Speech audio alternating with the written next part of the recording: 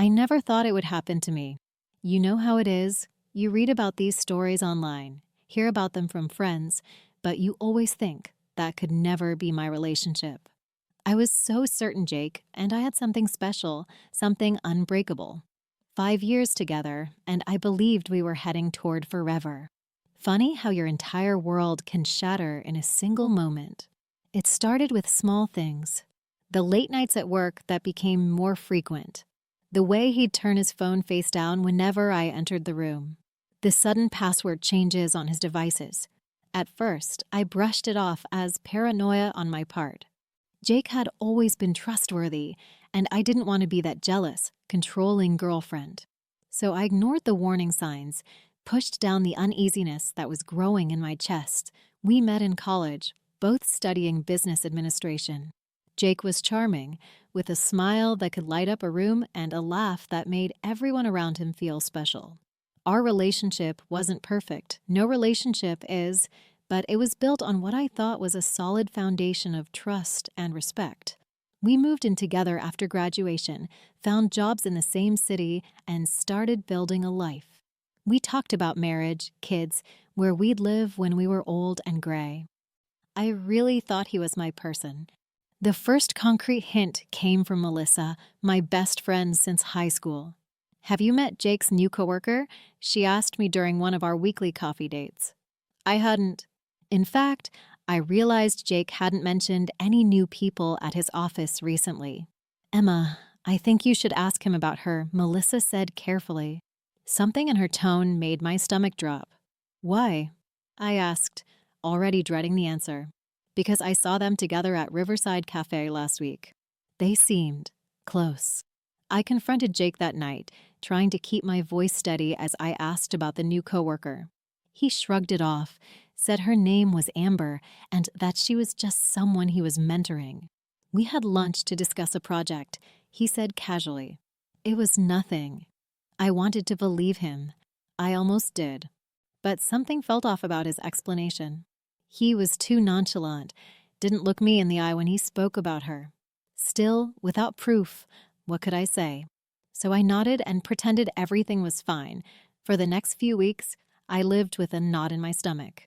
Jake was becoming more distant, often claiming he needed to work late or had business dinners.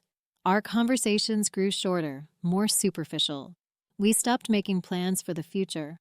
The intimacy between us faded, replaced by an awkward politeness that felt worse than fighting would have. I was losing him, and I didn't know what to do. Then came the day that changed everything. It was a Tuesday in April, unremarkable in every way except for how it would alter the course of my life. I had left work early with a migraine, planning to take some medication and sleep it off. Jake wasn't expecting me home for hours. When I walked into our apartment, I heard his voice coming from the bedroom, followed by laughter, a woman's laughter. Time seemed to slow down as I stood in our hallway, my keys still in hand. Part of me wanted to turn around and leave, pretend I hadn't heard anything. But I couldn't. I had to know. With my heart pounding so hard I could feel it in my throat, I pushed open the bedroom door. Jake and a woman I'd never seen before were sitting on our bed. They weren't in a compromising position. They were fully clothed, looking at something on his laptop, but the intimacy between them was undeniable. The way they sat so close together, shoulders touching. The ease in their body language. The framed photo of Jake and me that usually sat on the nightstand had been placed face down. They both looked up when the door opened, and the shock on Jake's face quickly morphed into guilt. "Emma," he stammered, "I thought you were at work." The woman, Amber, I presumed, had the decency to look embarrassed. She was beautiful, with long dark hair and bright blue eyes. She was everything I wasn't. "Clearly," I said, my voice sounding strange to my own ears. "I came home early. Migraine." I gestured vaguely to my head, feeling absurdly polite given the circumstances. "Who's this?" Though I already knew. Jake introduced us awkwardly. Amber gathered her things and left quickly, murmuring an apology I barely registered. Once the front door closed behind her, Jake started explaining. They were just working on a presentation. She was new and needed help. It didn't mean anything, but his words sounded hollow, rehearsed, as if he'd practiced this explanation. "How long?" I asked, cutting him off mid-sentence. "How long has this been going on?" He tried to deny it at first, but when I didn't back down, he finally admitted the truth. They'd been seeing each other for almost 3 months. What had started as innocent lunches had evolved into something more. "I didn't mean for it to happen," he said, as if that made it better somehow. "It just did." I stood there, feeling numb as he continued to explain himself. He claimed he still loved me, that he was confused. He hadn't wanted to hurt me. All the cliches you hear about in songs and movies were suddenly being directed at me, in my own bedroom, by the man I thought I'd spend my life with. That night, I slept on the couch, or tried to. Mostly I stared at the ceiling, replaying every moment of our relationship, wondering where things had gone wrong. Had I been blind? Had there been signs I missed? Or had Jake simply changed, decided I wasn't enough anymore? Morning came, and with it, a strange sense of calm. I called in sick to work and waited for Jake to leave for the office. Once alone, I started investigating. I know it sounds terrible, invading someone's privacy like that, but I needed to know the full extent of his betrayal. His laptop was password protected, but I knew all his passwords, or thought I did. He'd changed them.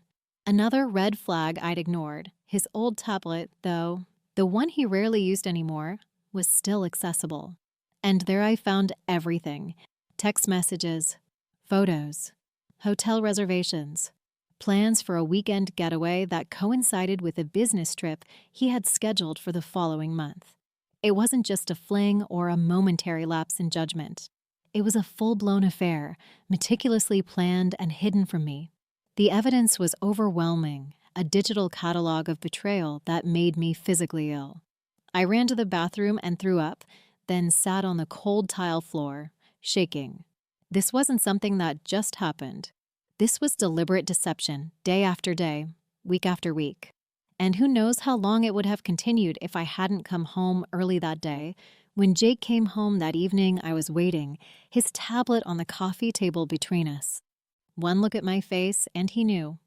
"I can explain," he began, but I cut him off. "No need," I said, my voice surprisingly steady. "I've seen it all. The texts, the plans, everything." I watched as various emotions crossed his face: shock, anger, shame, and finally, defeat. "How could you?" I asked, though I wasn't sure I wanted an answer. 5 years, Jake. 5 years of my life. He slumped onto the couch, head in his hands. "I don't know what to say," he mumbled. "I messed up. I know that. But I do love you, Emma." "Don't," I said sharply. "Don't you dare say you love me. That's not what love looks like." I stood up, suddenly needing distance between us.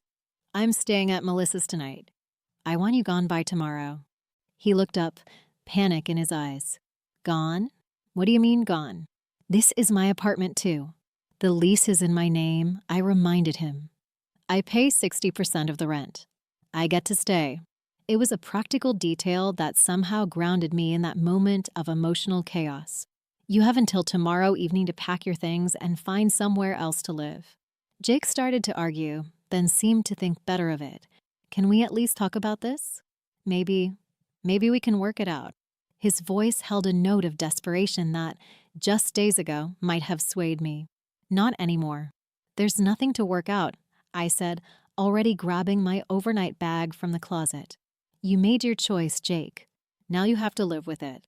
I left before he could respond, before my resolve could weaken. Driving to Melissa's apartment, I felt strangely empty, as if all my emotions had been used up in that confrontation. It wasn't until she opened her door, took one look at my face, and pulled me into a hug that the tears finally came. That night, curled up on Melissa's couch with a glass of wine, I cried until I had no tears left. Then, in the quiet darkness of her living room, I started to think about what would come next. My life had been so intertwined with Jake's that the prospect of disentangling seemed overwhelming. But beneath the pain, There was something else stirring, a tiny flicker of relief. The weight of suspicion and doubt I'd been carrying for months was gone. At least now I knew the truth. The next few days passed in a blur. Jake moved out, though not without trying repeatedly to change my mind. He called, texted, even showed up at my workplace with flowers. Each time, I held firm. "It's over," I told him. "Please respect that." Eventually, he stopped trying. I took a week off work to process everything. My boss was understanding, especially after I explained the situation. "Take all the time you need," she said. "We've got you covered."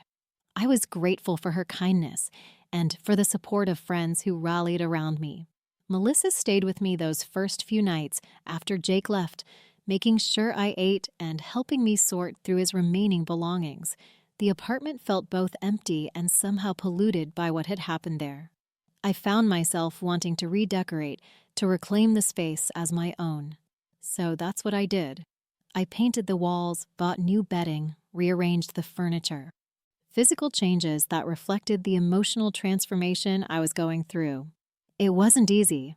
There were days when grief hit me like a wave, when I missed the future we'd planned together more than the man himself.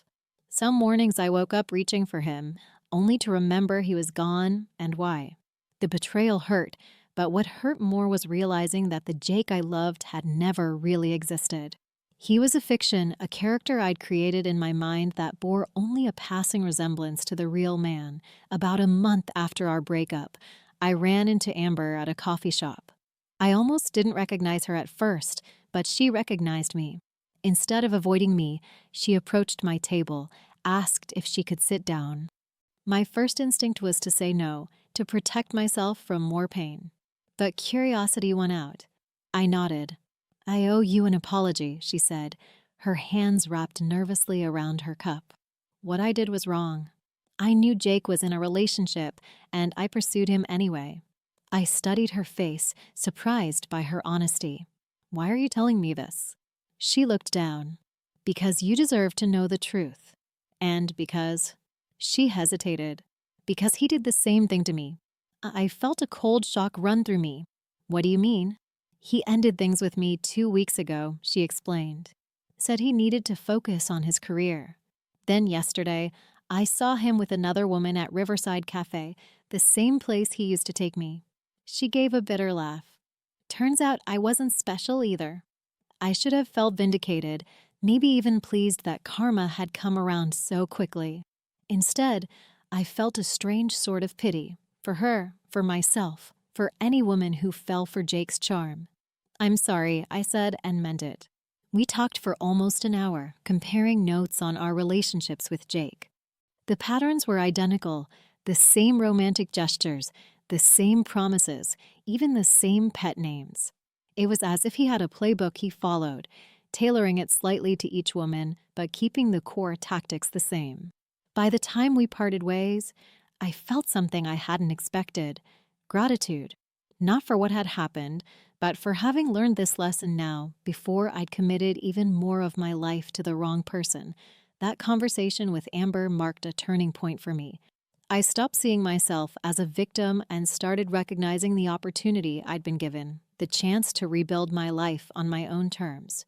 I joined a yoga class, reconnected with friends I'd neglected during my relationship, and even started dating again, though casually at first. It's been a year since that terrible Tuesday in April. I'm still in the same apartment, though it looks entirely different now. I got promoted at work, started taking photography classes on weekends, and even adopted a cat from the local shelter.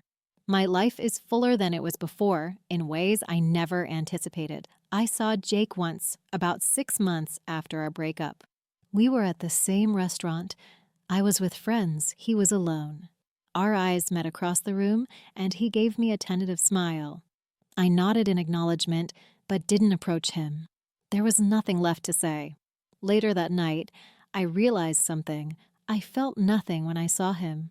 No anger, no longing, no regret. Just nothing. And that's when I knew I had truly moved on. The betrayal I experienced was painful, yes, but it taught me something valuable about myself. that I'm stronger than I ever thought possible. It taught me to trust my instincts, to value myself enough to walk away from people who don't treat me with respect. Most importantly, it taught me that I deserve better. We all do. Sometimes I think about the version of myself from a year ago, the woman who believed her world was ending because the man she loved had betrayed her. I wish I could tell her that this ending would become a beginning, that the pain would fade, leaving behind wisdom and self-assurance that wouldn't have come any other way. They say the best revenge is living well. I don't know about revenge. That's not what drives me anymore. But living well, that I can confirm. There's something powerfully healing about creating a life you love, one that's authentically yours, not defined by someone else's presence or absence. If you're going through something similar right now, if you're in that dark place where it feels like you'll never be whole again, I want you to know this. You will. The path forward isn't always clear, and it's rarely straight, but it exists. And with each step you take, you become more yourself, stronger, wiser, more compassionate. I don't regret loving Jake. I don't even regret those 5 years we spent together. They're part of my story, part of what made me who I am today. But I'm grateful I had the courage to recognize when it was time to write a new chapter. Because this one, it's so much better than I could have imagined. The moment I realized I deserved better than someone who cheated on me wasn't when I caught him, or even when I found the evidence of his affair. It was later, in the quiet aftermath, when I looked in the mirror and saw someone who had survived heartbreak without losing her capacity for joy. Someone who had learned to trust herself above all others. Someone worthy of love, real love, the kind that doesn't hide or lie or betray. That woman in the mirror. She's still me, and she's still learning, still growing, still discovering what she's capable of. But she knows one thing for certain. She deserves better. And so do you.